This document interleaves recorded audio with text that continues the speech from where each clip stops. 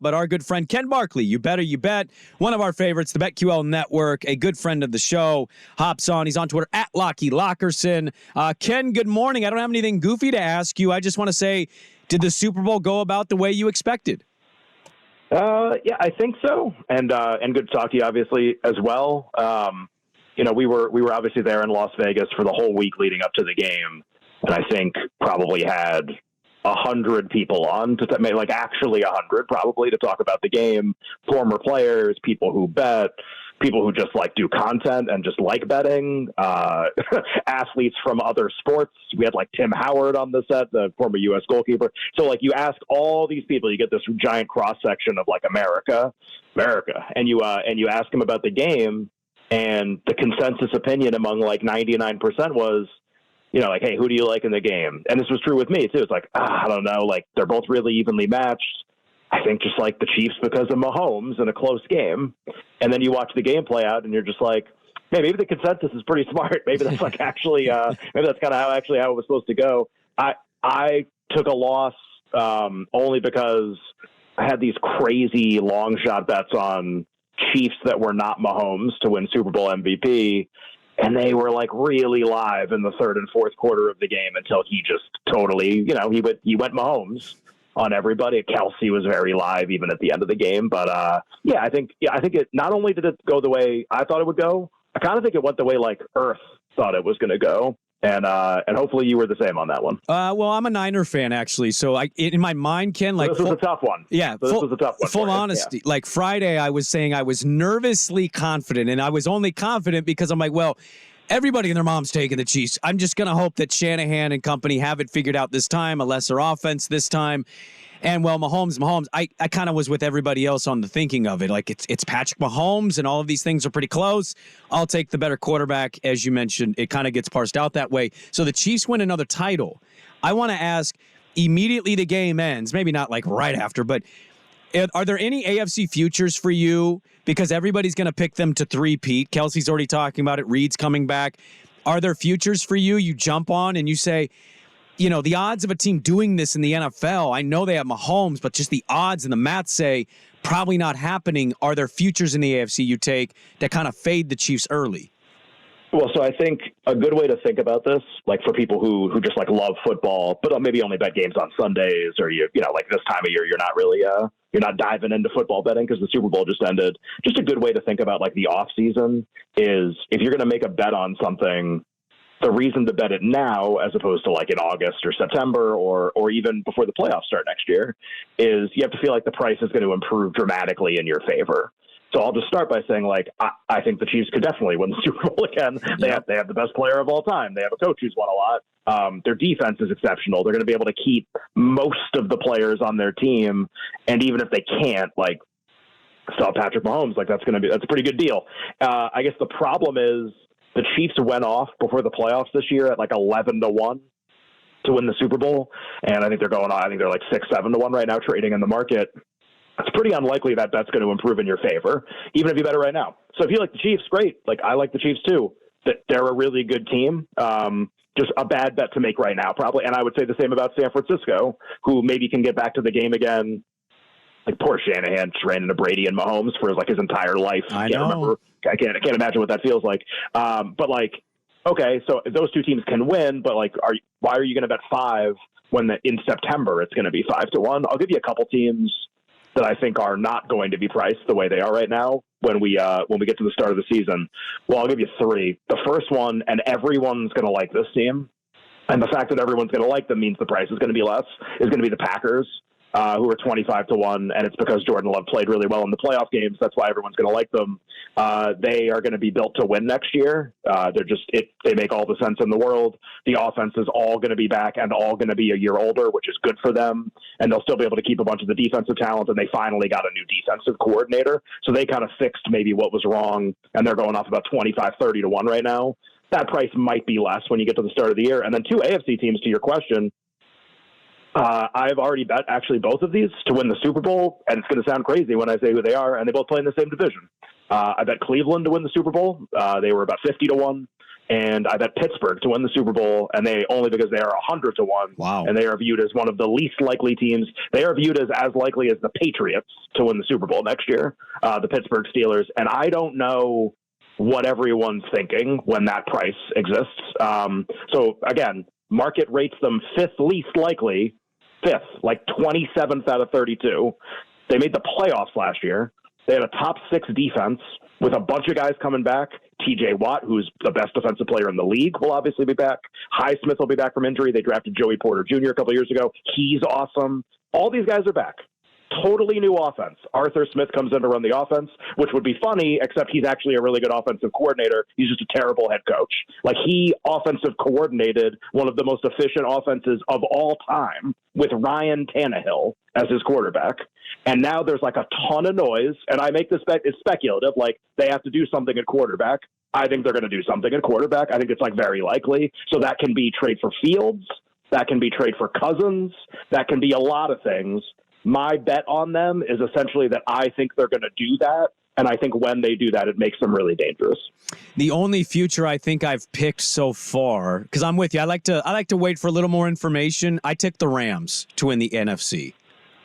The future's on the Rams. Yeah, I actually think it's pretty good. Yeah, I don't know if they can be like a Super Bowl winner again, but like I guess they could be. I'll give you like an adjacent bet to that. Yeah. I try to talk to I am a part of a member of just like a combination of like nerds and freaks and like people that like to bet on awards way too early on stuff. Yeah. And offensive player of the year has already opened for next year. And talking to like a couple people that I would consider like pretty smart. I have not bet into this market at all, and I probably won't. 2 different people I talked to already bet Puka Nacua to win because he was 30 to 1 to win next year.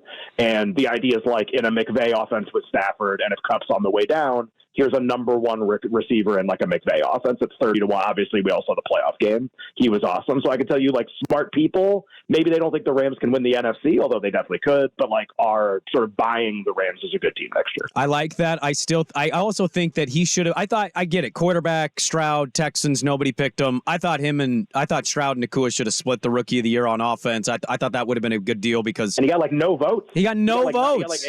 Stroud got like 49 out of 50. It's like 48 out of 50. It was almost like insulting that he didn't get. I didn't think he was going to win, but like, geez, I know. Like, he broke the records at his position, and he plays a premium position. He didn't play quarterback, but Stroud missed games. Yeah, I was a little surprised that one wasn't closer, but like the allure of the quarterback is always just going to kind of win out in those situations. Ken Barkley, You Better You Bet on the BetQL Network, the Odyssey app. You catch it every day when Nick Costos, him and Nick do one of the best shows. It's not just gambling. They do a great show in general. They're growing all throughout stations in America, and we're lucky to have them every Thursday here at 8. I'll pivot to the NBA because I remember you telling me going into the Super Bowl, I'm tired of football. And then we had the Super Bowl, and now we're after the Super Bowl, and I'm still talking about football. Let's pivot to basketball. You and I had a conversation a couple weeks ago about the MVP. And I was listening to a Windhorse pod yesterday, and Tim Bontemps of ESPN runs the straw poll, and this is the second MVP straw poll. And he said the last 2 years, the second place guy at this point has gone on to win the MVP. Right now, the second place guy is SGA of Oklahoma City, who's in this fight for the 1 seed. Now, I mentioned Kawhi is maybe a long shot odd. I liked it. I think he was 5th in this straw poll. Do you like SGA? Are you still leaning Jokic? He had a massive amount of first-place votes. Doncic had a couple. Like, there's really... It's SGA and kind of Jokic and everybody else. Are you looking at longer odds like a Giannis? Or do you like the idea of, hey, the second-place guy's been kind of hot in this. SGA is a good story. It's a really young team, and they might be the 1 seed in the West. I haven't done a show in a couple days because we've been off this week. And so, I mean, you are like teeing me up for a 7-hour answer on that. I have like a lot to say. So I'll give you a really condensed version, sanitized for your audience. So I think this has a chance to get really weird, really fast. What I mean by that is the polling would tell you that Jokic is not just ahead, he's far ahead to win his 3rd in 4 years. and that SGA is second, and that there isn't really a candidate that's compelling behind them because nobody else really got more than a couple first-place votes. That's what the polling says, and the betting market is going to reflect the polling almost to a T because, like, why wouldn't it? Like, we literally are asking people who vote what they're going to vote for, and they're saying it, and the market price is going to reflect that. So those two things are working in tandem. The reason to make it, if you want to bet into this market, you basically have to believe that the people who are voting have a very low degree of confidence in what they're saying. So what I mean is, yeah, they say Jokic, but in 30 games when push comes to shove, are they going to say Jokic? And I am betting that the answer to that question is no. And I actually think he is one of the least likely players to win, which just sounds galaxy brain because he's ahead in everything right now. So first of all, literally in the week since that poll was taken, they got absolutely trucked by Milwaukee and they lost to Sacramento last night. Mm-hmm. They played brutal in both games.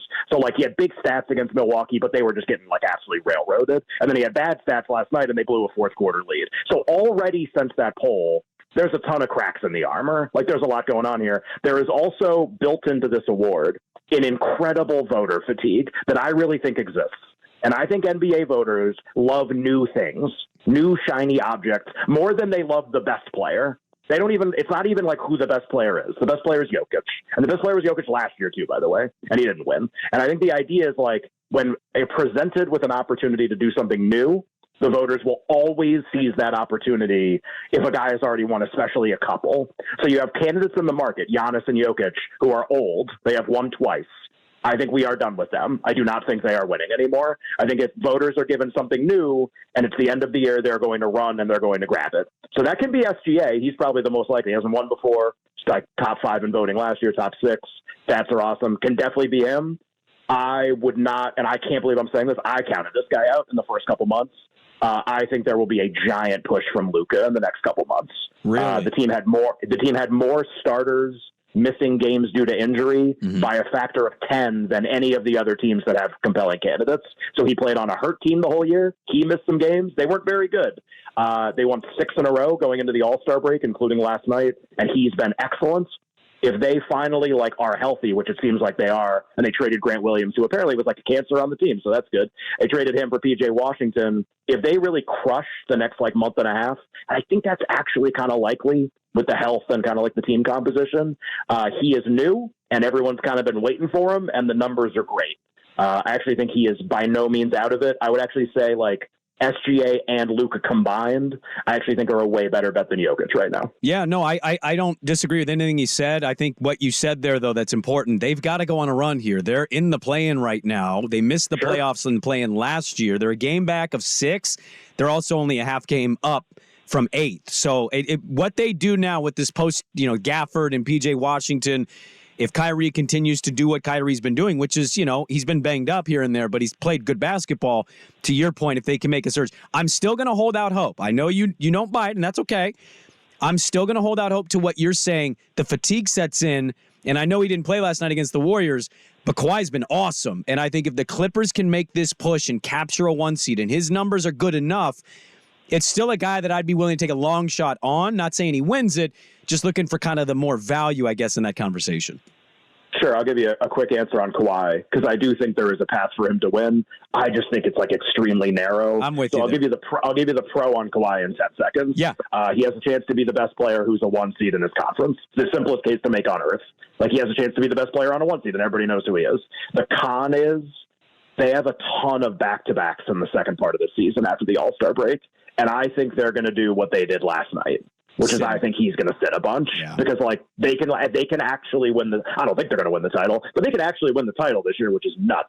And if you're going to do that, he's not going to be all in to hit some 75 game threshold that's going to give him crazy numbers.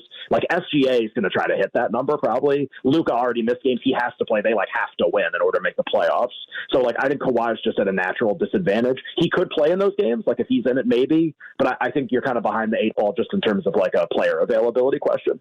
Ken Barkley, You Better You Bet. You can hear him on the Odyssey app and radio stations nationwide. BetQL Network with Nick Costos. Hey, Ken, thanks for hopping on. I know you're off this week. Thank you so much for hopping on with us this week, and great job. I caught almost every single interview. You mentioned 100. I caught almost all of them. You and Nick crushed it out there in Vegas. I know you're exhausted, so go rest back up. Thanks for hopping on. We'll talk to you next week.